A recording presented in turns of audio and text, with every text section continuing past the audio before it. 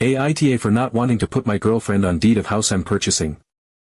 I never imagined that buying a house, something I had been looking forward to for years, would turn into such a stressful and emotionally draining situation.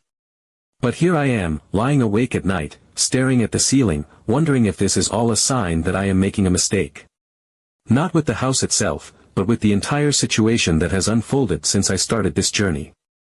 I am 29 years old, and after years of saving, working, and living relatively modestly, I finally started looking at houses to buy. My parents, who recently sold the home I grew up in, have been heavily involved in the process, both emotionally and financially. They downsized after realizing they did not need such a big place anymore, and since they had the means to do so, they generously decided to contribute a substantial amount toward my down payment. Their reasoning was simple: they wanted me to have a good start in life, to have financial security, and to get a home I could truly call my own without feeling like I was stretching myself too thin. They knew that I had been wanting this for a long time, and their help was something I deeply appreciated. For the past few years, I have been living with my girlfriend, who is 28. We have been together for 3.5 years and have lived together for more than 2 of those. It has not been a perfect relationship, far from it, but I love her, and I do see a future with her. That being said, we have had some persistent issues, and to be honest, many of them are financial. She has struggled to keep a job, and even though I have never been the kind of person who thinks a relationship should be purely transactional, it has been frustrating to carry the financial burden for the majority of our time living together. Out of the 30 months we have lived in our current apartment, she has only worked for about 8 of those. When she was working, she did contribute to bills, but when she was not, everything fell on me. The biggest issue, though, is spending. She has a habit of making purchases that she does not necessarily need, mostly from Amazon, and running up credit card bills she struggles to pay off. I have tried to talk to her about it many times, but it never really gets resolved. She tells me she is going to work on it, and then a few weeks later, another package shows up at the door, or another bill comes in, and we are right back where we started. It is something that has made me hesitant about fully committing to marriage, not because I do not love her, but because I know that money is the #1 cause of divorce, even above infidelity. And I do not want to walk blindly into something that could become a serious issue down the road. When I started looking at houses, I was excited. It felt like a major step forward in my life, and since my girlfriend and I live together, I naturally assumed she would be moving in with me. There was never any question about that. In my mind, it would be our home in the sense that we would build a life there together, even if I was the one paying for it. The idea of putting her name on the deed never even crossed my mind, not because I wanted to exclude her, but because from a logical standpoint, it just did not make sense.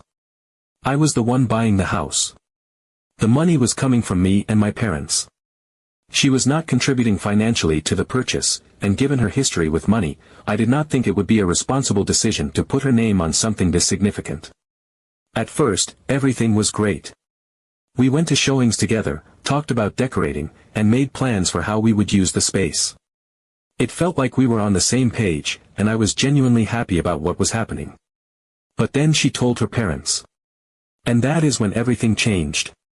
I do not know exactly how the conversation went, but I know that when she came back to me after speaking with them, her entire attitude had shifted. She told me, "My parents think I should be on the deed," and then, as if that was not enough to completely take me off guard, she followed it up by saying, "I need a safety net." That phrase has been stuck in my head ever since. I was completely thrown.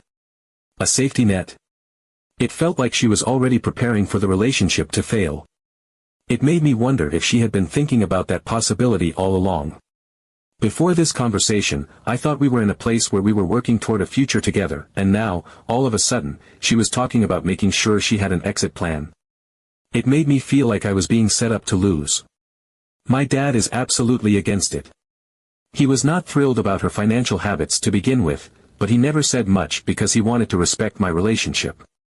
However, once this conversation came up, he did not hold back. He told me, "Listen, I like her, but this house is your investment, and I don't want to see you split it 50-50 with someone who hasn't put anything into it." He said that this was not something her parents should even be involved in, that this was between me, him, and my mom, since they were the ones contributing the money.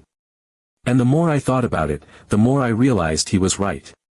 The house, the down payment, the mortgage, it is all on me. If we broke up, there would be nothing tying her to it financially, but if her name was on the deed, she would still be entitled to half of something she did not pay for.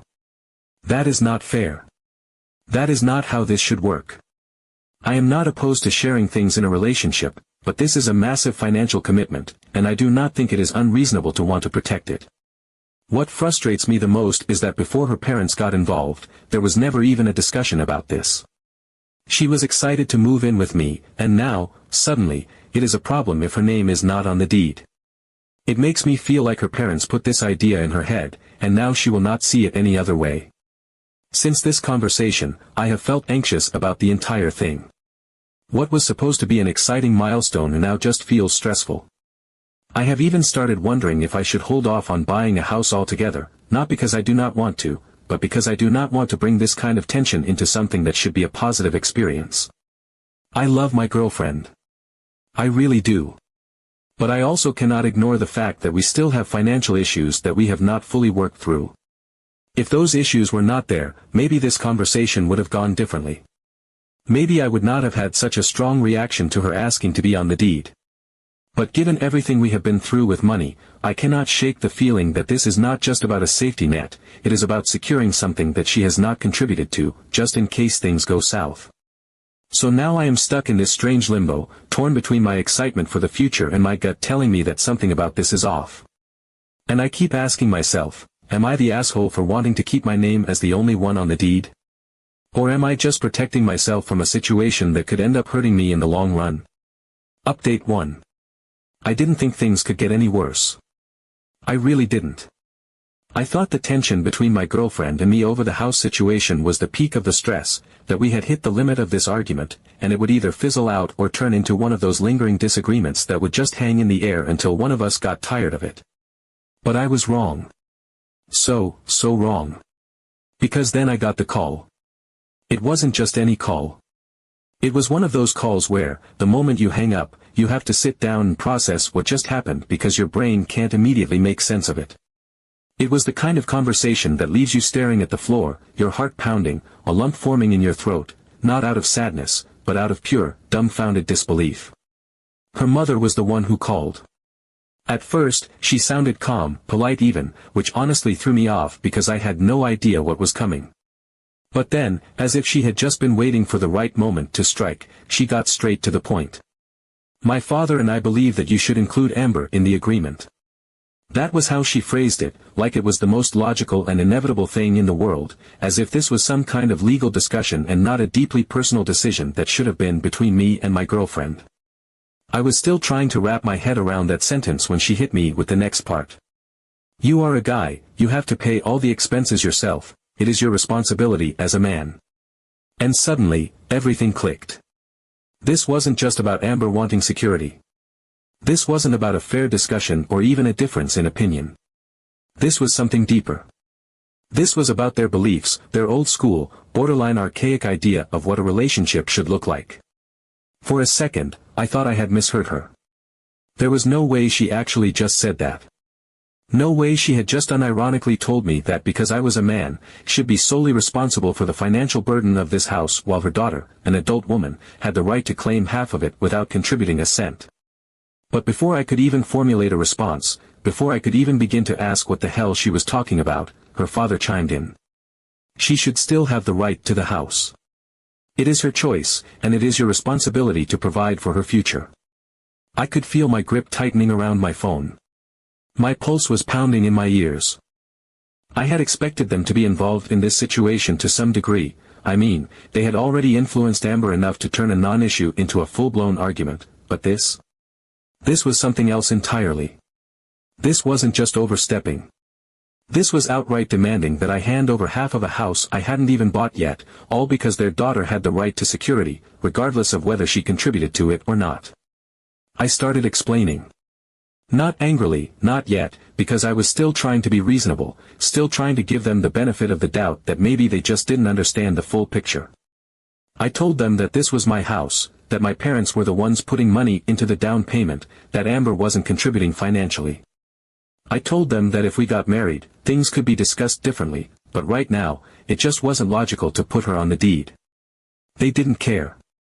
Her mother cut me off before I could even finish, her tone sharper now, more impatient, like I was a stubborn child refusing to do as I was told. You just don't understand what it means to be a real man. It's your duty. Update 2. I couldn't believe this was really happening.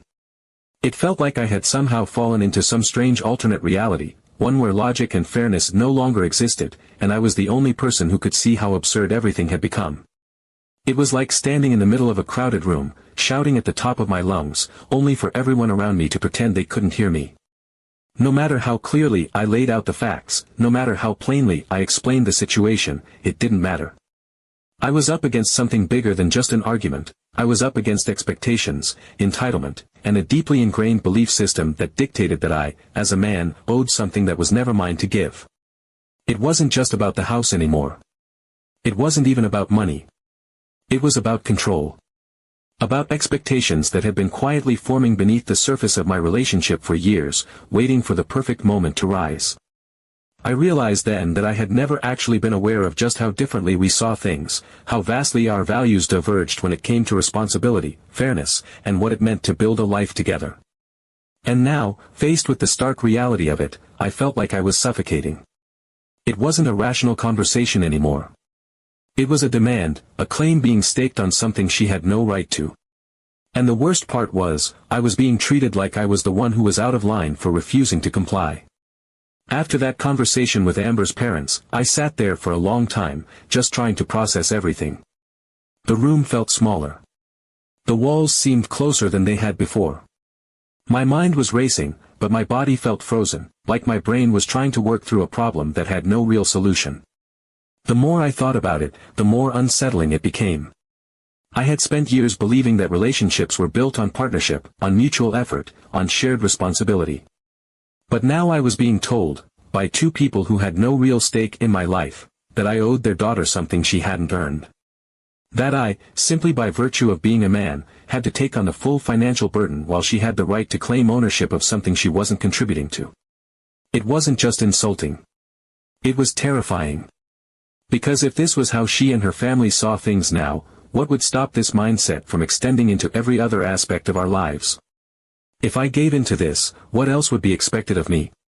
Would my earnings always be considered our money while hers, if she ever held a job long enough to make any, remained hers alone? Would every financial decision be twisted into a measure of my love, my devotion, my willingness to prove myself in ways that would always leave me carrying the full burden? I had to talk to Amber. I needed to believe that this wasn't actually how she saw things, that this was just her parents getting into her head, feeding her ideas that weren't truly her own. I needed to believe that she would at least try to see my point of view, that she would understand that this wasn't about excluding her but about making a responsible decision based on actual financial reality. I thought that if I just explained everything clearly, if I reminded her that this was about responsibility and not about trust, she would understand. She had to understand. But the moment I brought it up, I realized how wrong I was. She wasn't just on board with what her parents had said, she was entirely on board with it. There wasn't even a flicker of doubt, no hesitation, no moment where she stopped to consider what I was saying. She looked me straight in the eye, unwavering, and said it wasn't fair that she would be living in a house that didn't belong to her. That if we were together, we had to share everything. That she deserved to be on the deed, regardless of who was paying for what. It was a statement, not a discussion. A decision had already been made, and it didn't matter that I had been left out of the process entirely. I tried to stay calm. I reminded her that this wasn't about excluding her or making her feel like she didn't belong. I told her that once we were married, we could reevaluate everything, but right now, it just wasn't financially responsible to put her name on a house she hadn't contributed to. I explained that my parents were involved, that their money was part of this, and that it wasn't just my decision to make. I painted a clear picture of what fairness actually looked like. I told her that if the roles were reversed, if she were the one buying a house with her parents' help while I contributed nothing financially, I wouldn't expect to be put on the deed. That's not how ownership works. That's not how fairness works. She wouldn't hear it. She just kept repeating the same thing over and over again, like a broken record, her voice steady and unmoved by any logic I tried to present. It's not fair. We have to share everything. If we're together, we should both have security. It didn't matter what I said. It didn't matter that I was approaching this from a rational, reasonable place. She had already made up her mind. And she wasn't budging. And then she said something that absolutely shattered me. If you love me, you have to prove it. If you refuse to include me in the contract, then you don't want a future with me. I felt my stomach drop. That was it. That was the moment I realized what was actually happening.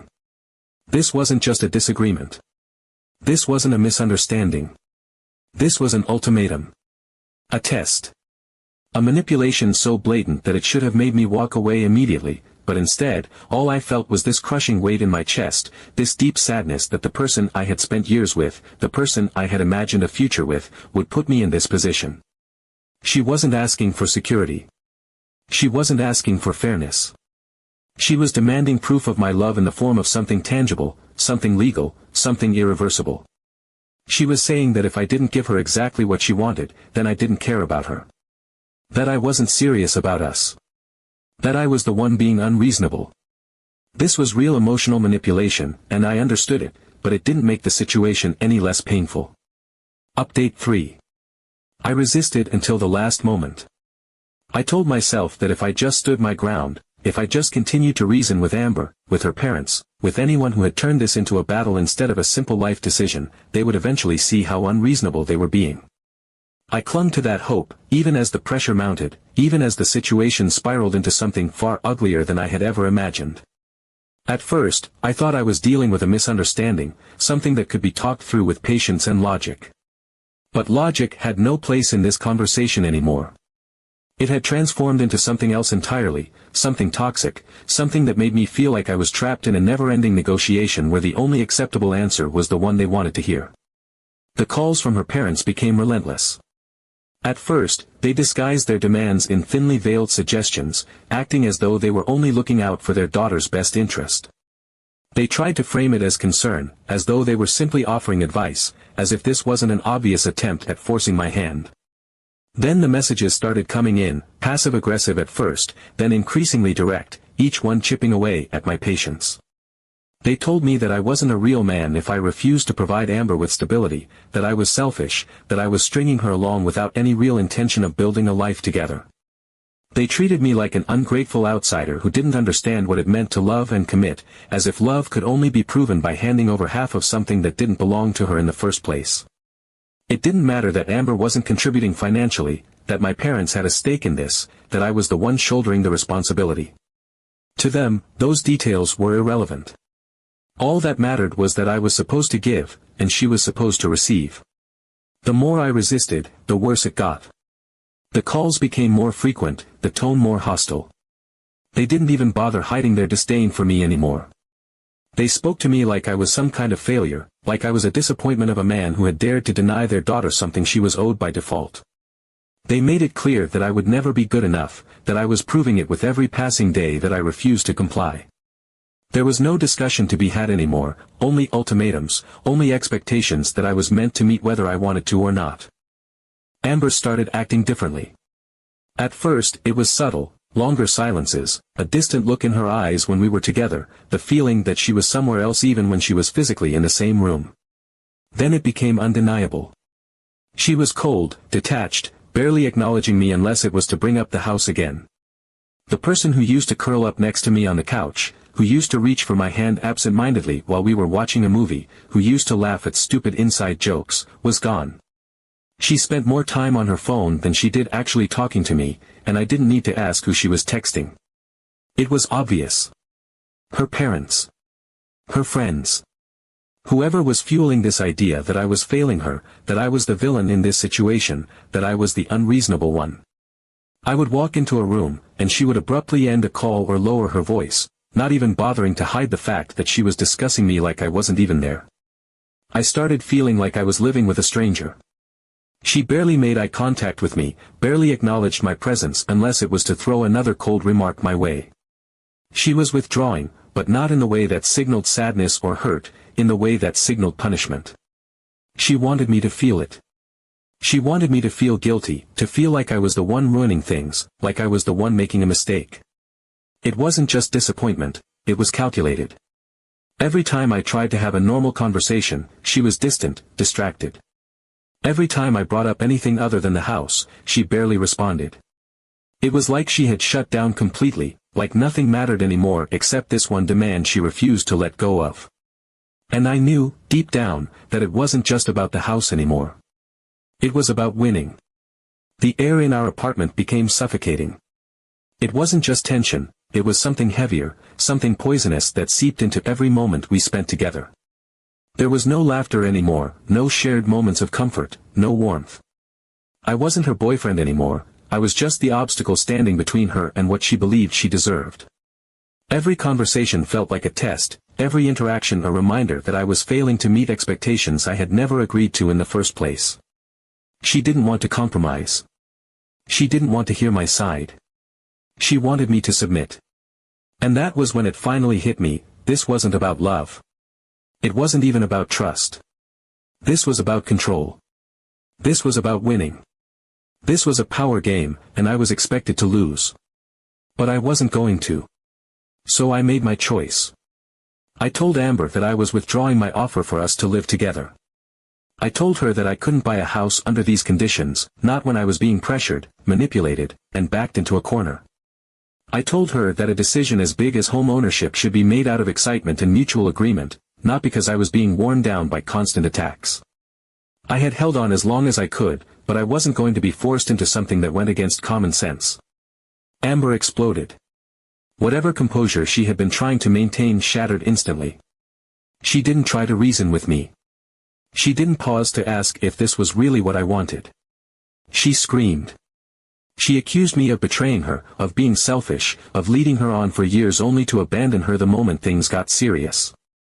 She said I had never really loved her, that if I had, would have done whatever it took to make her feel secure, that I was choosing money over our relationship. The anger in her voice wasn't just from hurt, it was from losing. She had believed that with enough pressure, with enough guilt, I would cave. And now that I wasn't, now that I was walking away from the game entirely, she didn't know how to handle it. But I had already made up my mind.